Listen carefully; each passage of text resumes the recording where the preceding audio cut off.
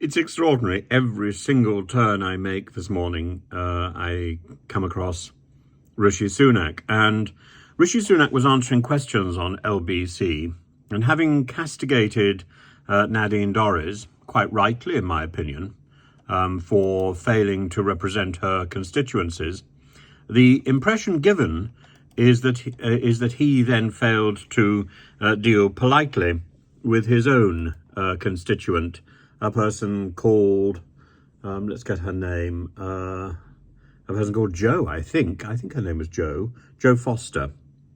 And Jo Foster is a small business person, and she rang in from Richmond, where he is the MP, the Richmond in Yorkshire, not the Richmond in London. And actually, there's a very good Richmond Arts Festival, which I was involved in some years ago. And she pointed out that because of the Brexit policies in a rural community, 4 local businesses are closing down at the moment. She says many more are on the brink, and asked why, they're quoting your Tory policies as the reason why. Everything from increased taxes, soaring costs, the impact of Brexit, difficulty finding staff, all combined with the fact that it was your government that crashed the economy and left people without any disposable income to spend. Now, the Prime Minister indicated in the broadcast that he knew Miss Foster, and said, Jo and I don't always, as you can possibly tell, share the same politics. We've had healthy debates on Brexit in the past. She was very upset that I supported Brexit, but I think that was the right thing to do. I don't think that's the reason that some businesses are struggling at the moment.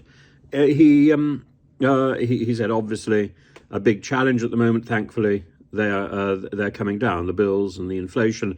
Well, that simply isn't true. They're going up.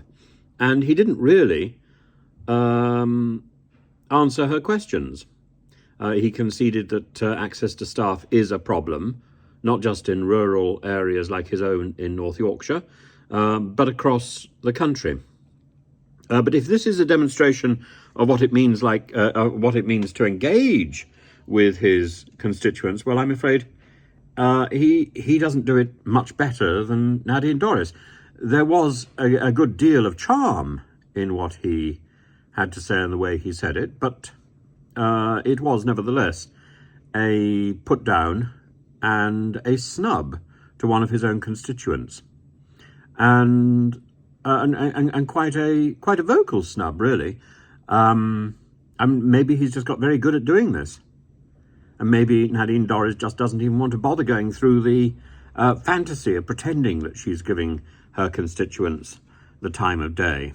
But we need a better quality of service from our MPs than what we're seeing from Nadine Dorries on the one hand and Rishi Sunak on the other. If this is what Rishi Sunak thinks is acceptable, I think he needs to wake up and smell the heather, because this isn't acceptable.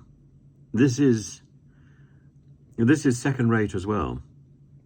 We need, I think he's got used to Prime Minister's questions and to being slippery and evasive. We need people, we need our representatives in Parliament to engage with us, to answer the letters, not to toss things off.